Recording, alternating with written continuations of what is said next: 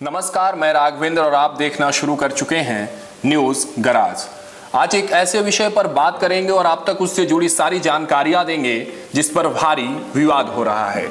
Electoral bond क्या है? Electoral bond कब, क्यों और कैसे शुरुआत हुई इसकी, और अब आखिर क्यों सुप्रीम कोर्ट ने इस पर रोक लगा दी है, आइए विस्तार से जानते हैं।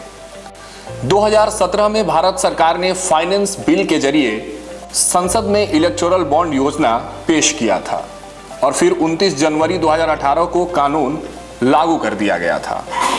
आसान भाषा में अगर हम इलेक्टोरल बॉन्ड को समझें तो इलेक्टोरल बॉन्ड किसी राजनीतिक दलों को चंदा देने का एक वित्तीय जरिया है। यह एक वचन पत्र की तरह है जिसे भारत का कोई भी नागरिक या कंपनी भारतीय स्टेट बैंक की चुनिंदा शाखाओं से खरीद सकता है और अपनी पसंद के किसी भी राजनीतिक दल को गुमनाम तरीके से दान कर सकता है। आइए जानते हैं कि आखिर कैसे काम करता है ये इलेक्टोरल बॉन्ड। इलेक्टोरल बॉन्ड 1000 रुपए के मल्टीपल में पेश किए जाता है, जैसे कि 1000, 10,000, 1 लाख या 1 करोड़। इसी रेंज में हो सकते हैं ये इलेक्टोरल बॉन्ड। ये आपको SBI की कुछ शाखाओं पर मिल जाते हैं।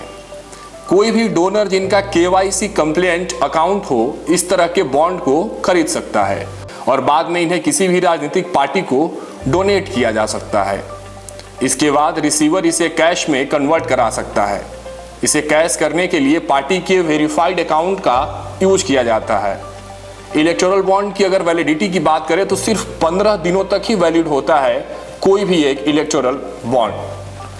सुप्रीम कोर्ट ने 15 फरवरी को चुनावी बॉन्ड योजना को रद्द कर दिया है और इलेक्टोरल बॉन्ड स्कीम की वैधता को चुनौती देने वाली याचिकाओं पर गुरुवार को अपना फैसला सुनाया।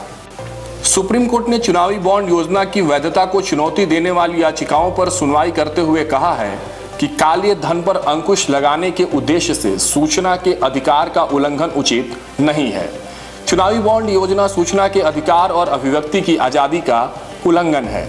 राजनीतिक दलों के द्वारा फंडिंग की जानकारी उजागर करना उद्देश्य के विपरीत है। सुप्रीम कोर्ट ने इलेक्टोरल बॉन्ड को तुरंत रोकने के आदेश दिए हैं और निर्देश जारी कर कहा है कि स्टेट बैंक ऑफ इंडिया यानी SBI चुनावी बॉन्ड की माध्यम से अब तक किए गए योगदान के सभी विवरण 31 मार्च तक चुनाव आयोग को दें।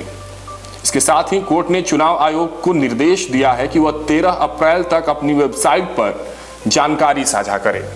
ऐसी तमाम देश दुनिया की खबरों के लिए देखते रहें न्यूज गराज।